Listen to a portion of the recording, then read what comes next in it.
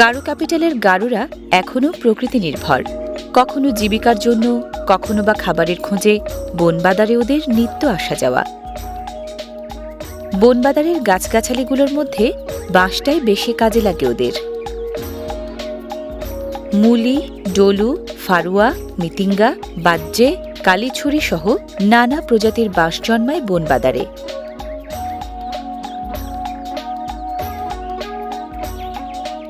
গারোদের ঘরবাড়ি, গেরস্থালি জিনিসপত্র এবং চাষাবাদের উপকরণ তৈরির প্রধান উপাদান এই বাঁশ।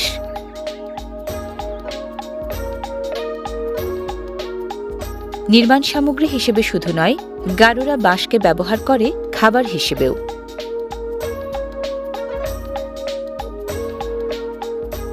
নতুন গজিয়ে ওঠা বাঁশের গোড়ার কচি নরম অংশকে বলা হয় বাঁশ কোড়ল। এই বাঁশ কোড়ল গারোসহ বাংলাদেশের প্রায় সব ক্ষুদ্র নৃগোষ্ঠীরই খুব পছন্দের সবজি।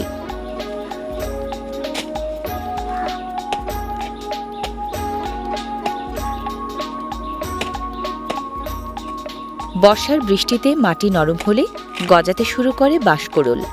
বেশি পাওয়া যায় মে থেকে আগস্ট পর্যন্ত। উচ্চতায় ৫-৬ ইঞ্চি হলেই খাওয়ার উপযোগী হয় বাঁশকোড়ল। বাঁশকোড়লকে ইংরেজিতে বলে ব্যাম্বো শুট, চাকমারা বলে বাচ্ছুরি, মারমারা বলে মাহি, টিপরারা মেওয়া।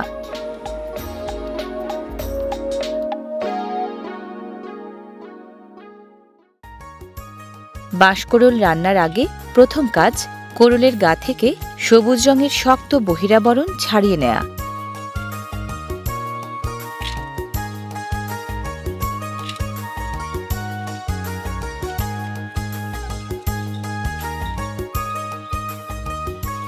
কলার মোচার মতোই পরতের পর পরত, ভেতরে আছে নরম কোড়ল।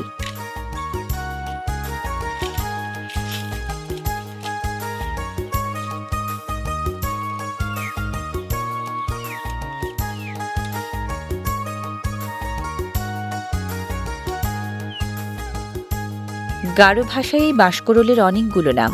কেউ বলে কেরু, কেউ বলে ওয়াত্রি, কেউ বা বলে ওয়ানক।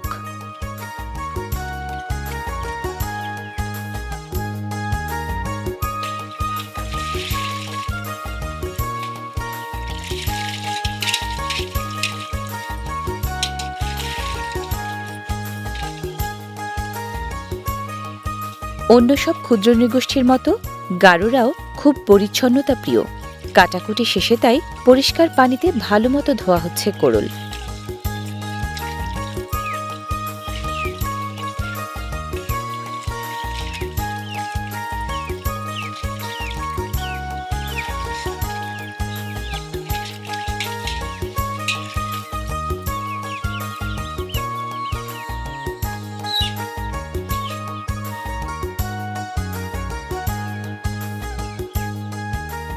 কোড়ল এবার কুচি করার পালা।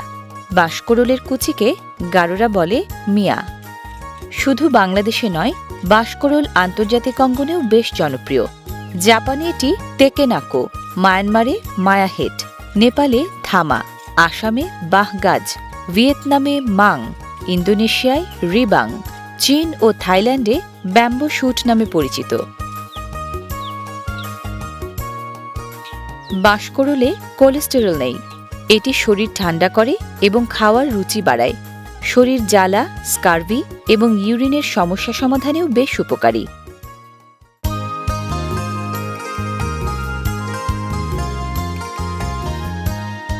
মিয়া নামের কোড়ল কুচি পানি ভরা পাতিলে দেয়া হচ্ছে সেদ্ধ করার জন্য।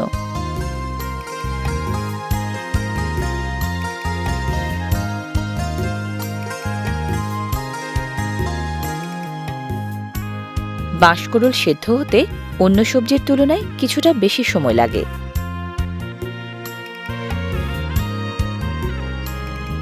কোড়ল কুচি সিদ্ধ হওয়ার ফাঁকে কাটা হচ্ছে পেঁয়াজ মরিচ।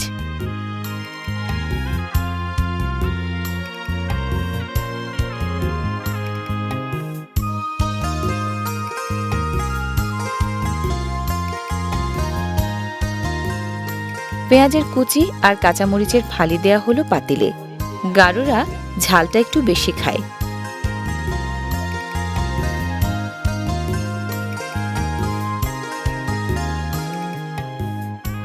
দেয়া হলো খানিকটা রসুন বাটা।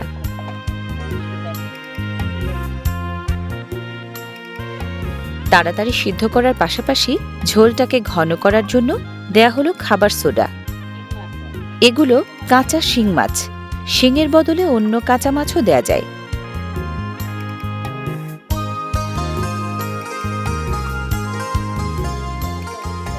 এবার খানিকটা লবণ।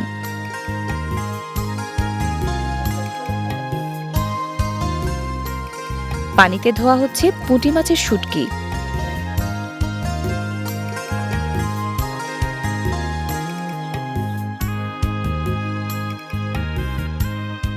পাতিলের বলক ওঠা পানিতে ছেড়ে দেয়া হলো শুটকি মাছ।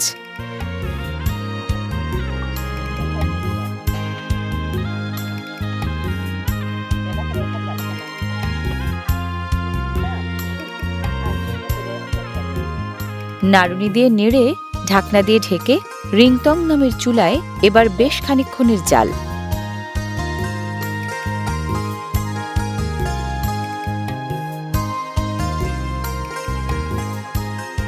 পাতিলের সেদ্ধ হওয়া মিশ্রণে অল্প অল্প করে মেশানো হচ্ছে আতপ চালের গুঁড়া। আতপ চালের গুঁড়াকে গারোরা বলে ফুরা। ফুরা নামের চালের গুঁড়া আর মিয়া নামের কোরল কুচি দিয়ে রান্না করা ঐতিহ্যবাহী খাবারকে ওরা তাই বলে মিয়া ফুরা।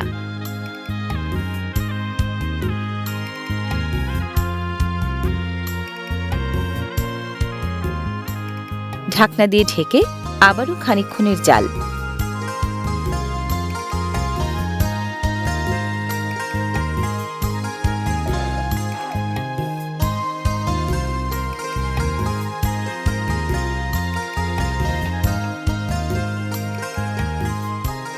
হ্যাঁ, হয়ে গেছে মিয়া ফুরা।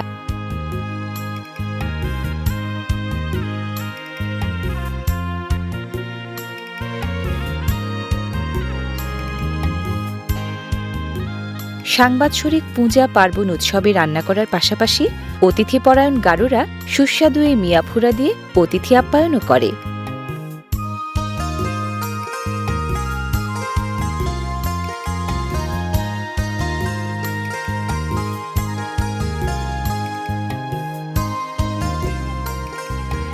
বাঁশকোড়ল দিয়ে রান্না করা গারোদের ঐতিহ্যবাহী খাবারের রন্ধন প্রণালী যেমন আলাদা, স্বাদেও তেমনি মুখরোচক।